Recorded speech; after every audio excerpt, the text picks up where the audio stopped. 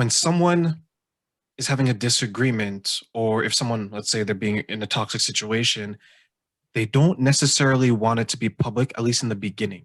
It's more of a Hmm. control thing, right? If you and I are in a Right. relationship and I'm toxic towards you, I want to do it behind closed doors because that's my way of exerting control over you. I'm still the good guy in public, but I'm the Right. monster behind closed doors. So in this situation, what was interesting, it was a household of six. So two parents, sorry, five, two parents and three kids. Okay.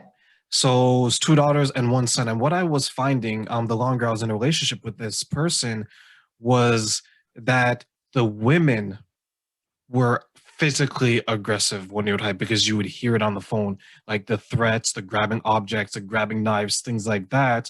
Whereas Mm. the men were more passive. Like you can actually hear them crying in the background. And I bring up this example because when I was in it, I'm not growing up, I'm not used to that type of behavior. So for Okay. me, it There you was very go. off-putting and very Yeah. scary because when we had an issue, we would talk about it. If we couldn't resolve it through conversation, then the next day, when everyone's clear minds and not as emotional, you move forward. But for them, it was very aggressive, very hot temper, very lots of energy. So when her and I would get into disagreements, right away she would jump up, ready for war. And I'm looking Yeah. at him like, because, and not to That was her be normal. That's how she learned. would This is how to settle exactly, that's how problems. she would, yeah, exactly, that's how she would deal with it. So, and you can, maybe this is going to be a little stereotypical, but most of the time if you're going to assume one sex is aggressive, you're going to assume the male, and you're probably going to be right the majority of the time, It could be right? either. I work with men and women that have been in Exactly. toxic relationships. Toxic. So on the outside people would view it how they view it, but my question to you in that situation, when you have someone that grew up and it's one generation, two generation, three generations to your point, three generations back, and maybe the grandparents as well, right? Hmm. How does someone who is seeing it for the first time deal with that? Like, because for me, it Okay, well, was a couple of scary. things. Yeah, it is scary. For the first time, we have what's called the 90-day rule.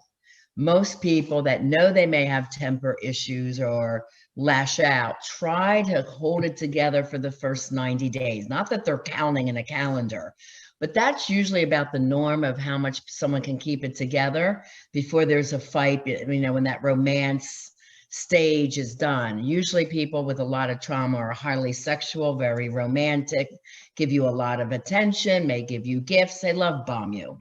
Okay, that's also one of the signs. So usually the first 90 days are great, the best ideal partner someone's ever had. But 4 months to 9 months in, or when the relationship starts getting serious, when you go exclusive, you move in together, get engaged, married, or you have a child. Any of those five things can happen to start triggering the moods and the out of control feeling of the other person. That's the first thing. You also mentioned these two personality types. We have a name for that Dr. Jekyll and Mr. Hyde. Now, if you know the Broadway play or the movie, Dr. Jekyll was very well esteemed in society, handsome, well cultured, nice big home, smart. He was a doctor. Everyone loved him. Behind closed doors, he was horrendous. And at night, he would go out and rape and kill women. That's the hidden personality, Mr. Hyde.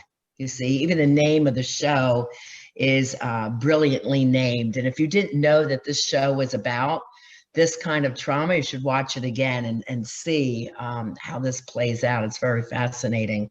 And that's what my partner had, Dr. Jekyll and Mr. Hyde personality type, because he was fabulous. Everybody loved him. But behind closed doors, and in his secret life, it was quite bad. So you know And exactly again, what I was going through then. yeah, that's called Yeah. splitting of the personality. They don't want to be that way. Consciously they don't want to be, but their unconscious desires or triggers or addictions keep pulling them into that dark secret life. And very often the power of control is in having the secret. I can fool everybody. I won't get caught. I can do this, right? Which is very often the mindset of an addict.